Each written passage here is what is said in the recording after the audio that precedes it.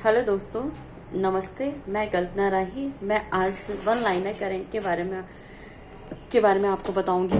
मेरा पहला पॉइंट है अमेरिका के राष्ट्रपति के बारे में। अमेरिका के राष्ट्रपति जो बाइडेन, उन्होंने अभी शपथ ली है। वो कौन से नंबर के राष्ट्रपति हैं? वह हैं 46वें नंबर के राष्ट्रपति। उसी के साथ उपराष्ट्रपति के बारे में बताएंगे। उपराष्ट्रपति कमला हैरिस नियुक्त की गई है। ये हमारे लिए इसलिए इम्पोर्टेंट है कि ये भारतीय मूल की महिला हैं और ये अमेरिका के इतिहास में पहली बार हुआ है कि कोई महिला उपराष्ट्रपति बनी है। तो ये हमारे लिए दोनों पॉइंट बहुत इम्पोर्टेंट होते हैं एग्ज़ाम के पर्पज़ से। और ये 39वीं उपराष्ट्रपति बनी है। मेरा दूसरा पॉइंट है डोनाल्ड ट्रंप 2 बार महाभियोग का सामना करना पड़ा है उन्हें, और वह ऐसे कौन से नंबर के राष्ट्रपति बने हैं? वह पहले नंबर के ऐसे राष्ट्रपति हैं जिन्हें 2 बार महाभियोग का सामना करना पड़ा है। मेरा तीसरा पॉइंट है नुब्रा घाटी में पहली बार आइस क्लाइंबिंग उत्सव मनाया गया है। ये कहाँ अवस्थित है? नुब्रा घाटी कहाँ अवस्थित है? ये है लेह के लद्दाख में। और लेह के लद्दाख में एक और इम्पोर्टेंट पॉइंट बनता है कि वह है हमारा मौसम विज्ञान केंद्र। वह हमारा भारत का सबसे ऊंचाई पर बना हुआ मौसम विज्ञान केंद्र है। इसकी ऊंचाई है 3,500 मीटर।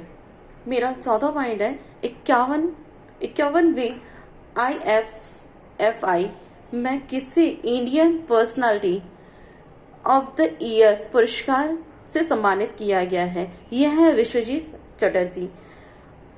ये IFFI कहाँ मनाया जाता है? ये हर वर्ष गोवा में मनाए जाते हैं। मेरा 5वां पॉइंट है मनीष चौहान को किस देश का नया राजदूत नियुक्त किया गया है? यह है पुर्तगाल में इनको नियुक्त किया गया है। तो आपका एक होमवर्क है कि आप मुझे कमेंट बॉक्स में पुर्तगाल की राजधानी के बारे में बताएंगे कि पुर्तगाल की राजधानी क्या है। ये इसलिए ज़रूरी है क्योंकि हर वर्ष एग्ज़ाम में एक क्वेश्चन राजधानियों के बारे में ज़रूर आता है। तो ये हमें एग्ज़ाम मतलब पढ़ने के साथ साथ ही हमें अगर कोई हम देश के बारे में पढ़ रहे हैं तो उसकी राजधानियाँ, उसकी करेंसी एंड थोड़ा बहुत उसके बारे में और जानने की कोशिश करें। तो ये आपका एक होमवर्क है, आप मुझे ये कमेंट बॉक्स में बताएंगे। मेरा छठा पॉइंट है किस देश ने एक फ्यूचर सिटी द लाइन का अनावरण किया है? ये है हमारी सऊदी अरब। सऊदी अरब ने एक फ्यूचर सिटी द लाइन के नाम से तैयार की है। और इंटेल कंपनी के CEO कौन नियुक्त किए गए हैं?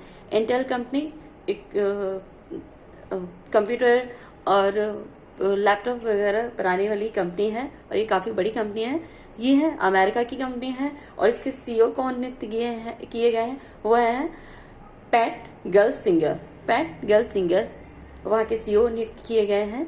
मेरा छठा पॉइंट है कि एक कीट की नई प्रजाति है जो पश्चिमी घाट में पाई गई है।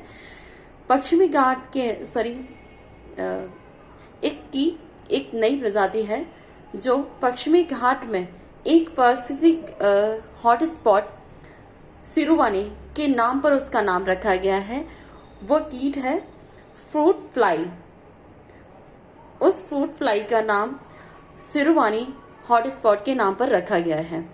मेरा 8वां पॉइंट है अगले वित्त वर्ष 2021-22 में भारत की आर्थिक वृद्धि दर फिच रेटिंग के अनुसार कितने % का अनुमान लगाया गया है? वह है 11%। मेरा 9वां पॉइंट है हरून ग्लोबल 500 की सूची के अनुसार दुनिया की सबसे मूल्यवान कंपनियों में कौन कौन है? तो उसमें पहला स्थान है एप्पल का एंड दूसरा स्थान है माइक्रोसॉफ्ट का, तीसरा स्थान है अमेजोन का एंड अपने भारत में हमारा 54वां स्थान है रिलायंस कंपनी का। तो हमारा पहला भारत के तौर पे देखा जाए तो रिलायंस कंपनी फर्स्ट पे है, और पूरे ऑल ओवर देखा जाए तो हमारी 74वें स्थान पे हमारी रिलायंस कंपनी है। भारत की इसमें 500 कंपनियों में से भारत की इसमें 11 कंपनियां हैं। 11 कंपनियों के साथ भारत ने अपना स्थान बनाया है 10वां, और यूएसए है 252 कंपनियों के साथ प्रथम स्थान पे। और इसमें सभी कंपनियां प्राइवेट कंपनियां ही नियुक्त की जाती हैं, इसमें कोई सरकारी कंपनियों का नाम नहीं होता। और मेरा 10वां पॉइंट है, सोमनाथ मंदिर ट्रस्ट का नया अध्यक्ष किसे चुना गया है? तो वह है अपने पीएम नरेंद्र मोदी। इससे पहले थे केशुभाई पटेल, जो इससे पहले अध्यक्ष रहे थे। अब हमारे नए अध्यक्ष नियुक्त किए गए हैं पीएम नरेंद्र मोदी। मेरा अगला पॉइंट है, 15 जनवरी 2021 को प्रधानमंत्री कौशल विकास योजना का यह कौन सा चरण है? तो यह तीसरा चरण है। यह सभी तीसरे चरण में होगा कि यह सभी राज्यों के 600 जिलों में शुरू किया गया है। इसमें और 8 लाख युवाओं को रोजगार दिया जाएगा। और मेरा अगला पॉइंट है, भारत सरकार ने सुभाष चंद्र बोस की जयंती को पराक्रम दिवस के रूप में मनाया गया है। और यह दिवस कौन सा है? यह दिवस है आपका 23 जनवरी। ये 2021 से ही आरंभ किया गया है। अगले 23 जनवरी से अब पराक्रम दिवस मनाया जाया करेगा। जून 2021 में G7 समिट की मेजबानी ब्रिटेन करेगा। इसमें नरेंद्र मोदी जी को आमंत्रित किया गया है। भारत G7 का सदस्य नहीं है, और आपको G7 के सदस्यों के बारे में पता होना चाहिए, तो ये आप पता करेंगे कि G7 में कौन कौन सदस्य हैं। मेरा अगला पॉइंट है, DRDO द्वारा विकसित मोटर बाइक एम्बुलेंस बनाई गई है। उसका नाम क्या है? उसका नाम है रक्षिता। वह DRDO द्वारा CRPF को सौंपी गई है। मेरा अगला पॉइंट है, स्टार्टअप इंडिया अंतर्राष्ट्रीय सम्मेलन प्रारंभ का आयोजन दीप्त द्वारा किया गया है। दीप्त है हमारा वाणिज्य औद्योगिक मंत्रालय के अधीन आता है। इसके मंत्री हैं पीयूष गोयल। इसकी शुरुआत 16 जनवरी 2016 को की गई थी। और मेरा इससे अगला पॉइंट है, भारत का पहला श्रमिक आंदोलन संग्रहालय कहाँ बनाया जा रहा है? वह है केरल में। इसमें क्या होगा कि इस संग्रहालय में अभी तक जितने भी श्रमिक आंदोलन किए गए हैं वह उनका पूरा डेटा यहाँ पे संरक्षित किया जाएगा। उसी तरह केरल में एक और योजना शुरू की गई है, उसका नाम है वन स्कूल वन IAS। इसमें क्या होगा कि जितने भी भावी छात्र होंगे उनको निःशुल्क शिक्षा प्राप्त कराई जाएगी। जैसे कि कोई बच्चा UPSC की तैयारी करना चाहता है तो उनको निःशुल्क तैयारी दी जाएगी, और अलग अलग एग्ज़ामों के लिए भी इसमें शिक्षा दी जाएगी। मेरा अगला पॉइंट है, अमेरिका के बाद ओपन स्काई संधि से अलग होने की घोषणा किसने की है? तो वह है रूस की राजधानी है मॉस्को। और अमेरिका इसमें 2020 में अलग हो चुका था, और 2021 में रूस ने इसकी घोषणा की है। ओपन स्काई संधि क्या होती है? यह है कि सैन्य निगरानी करने के लिए इसके जितने भी सदस्य होते हैं वो हवाई क्षेत्रों का इसमें प्रयोग कर सकते हैं। और मेरा अगला पॉइंट है, कैबिनेट ने भारतीय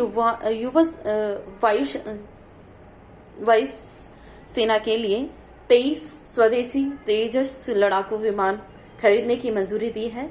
ये तेजस लड़ाकू विमान कौन बना रहा है? वह है HAL कंपनी अपनी भारत की। इसका हेडक्वार्टर है बेंगलोर में, और इसका खर्च आएगा 45,696। तो ये कभी कभी ऐसा खर्च भी पूछ लिया जाता है कि इसमें कितना खर्च आएगा। तो ये हमें मोटा मोटा याद रहना चाहिए, 45,696। और ये बहुत ही तेजस, बहुत ही हल्का लड़ाकू विमान है, इसलिए इसके आगे LCA भी लिखा होता है। LCA का मतलब होता है लाइट कॉम्पैक्ट एयरक्राफ्ट। LCA का मतलब होता है जो तेजस के आगे लिखा होता है। तो कभी कभी ऐसा लिखा हुआ पूछ भी लिया जाता है कि इसका क्या अर्थ होता है, तो ये आप सभी को थोड़ा पता होना चाहिए। और मेरा अगला पॉइंट है इंटरनेशनल माइग्रेशन 2020 रिपोर्ट के अनुसार सबसे ज़्यादा प्रवासियों की संख्या दुनिया में किस देश की है, तो वह उसमें अपना भारत का स्थान प्रथम है कि भारत के लोग ज़्यादा प्रवास करते हैं। और भारत के बाद है मॉस्को के बाद है रूस तीसरे स्थान पे आता है। भारत में इसके लोगों की संख्या है 1.8 करोड़। और सबसे ज़्यादा प्रवास करने वाला स्थान है UAE का दुबई। यहाँ सबसे ज़्यादा लोग प्रवास करते हैं। मेरा अगला पॉइंट है PM नरेंद्र मोदी ने 1000 करोड़ रुपए के साथ स्टार्टअप इंडिया सीड फंड की शुरुआत की है। तो ये पूछ लिया जाएगा आपसे कि जो स्टार्टअप इंडिया सीड जो शुरुआत की जा रही है उसमें कितने करोड़ का स्टार्टअप दिया जा रहा है, तो आपको यह पता होना चाहिए कि वो कितने करोड़ का। कई क्वेश्चन ऐसे पूछे जाते हैं जो हमें पता होना चाहिए। अच्छा दोस्तों, मैं अपना करंट अफेयर यहीं समाप्त करती हूँ। आपको अच्छा लगे तो प्लीज़ इसे लाइक करिए, ना अच्छा लगे तो सब्सक्राइब कीजिए और कमेंट में प्लीज़ ज़रूर बताइए कि और मैं इसमें क्या अच्छा कर सकती हूँ प्लीज़। So thank you. और इसके जाते जाते मैं आपको एक ट्रिक भी बताऊँगी, तो आप वो ट्रिक देखिए। कभी कभी ऐसा होता है कि हमें कुछ चीज़ें याद नहीं होती और ट्रिक से याद हो जाती हैं, तो मैं आपको हर दिन एक नई ट्रिक बताया करूँगी, तो उसके लिए आप प्लीज़ देखिए। तो मैं आपको एक श्वसन तंत्र से संबंधित जो बीमारियां होती हैं उनकी एक ट्रिक बताऊंगी। वो है पानी में कूद बेटी। तो उससे आप लगाएंगे पानी मतलब पा से होगा प्लेग, नी से होगा आपका निमोनिया, कून में आता है ये में आपका साइलेंट रहेगा, कू में आता है कुकर खांसी, दा से आता है आपका दमा, और बे से आता है ब्रोंकाइटिस। तो ब्रोंकाइटिस हो जाएगा। और ये आपकी ये ट्रिक आपको याद रखनी होगी, पानी में कूद बेटी। तो इससे आपकी बीमारियां, श्वसन से होने वाली बीमारियां आपको याद रह जाएंगी। और ये आपको अच्छा लगे तो प्लीज़ लाइक करिए। Thank you.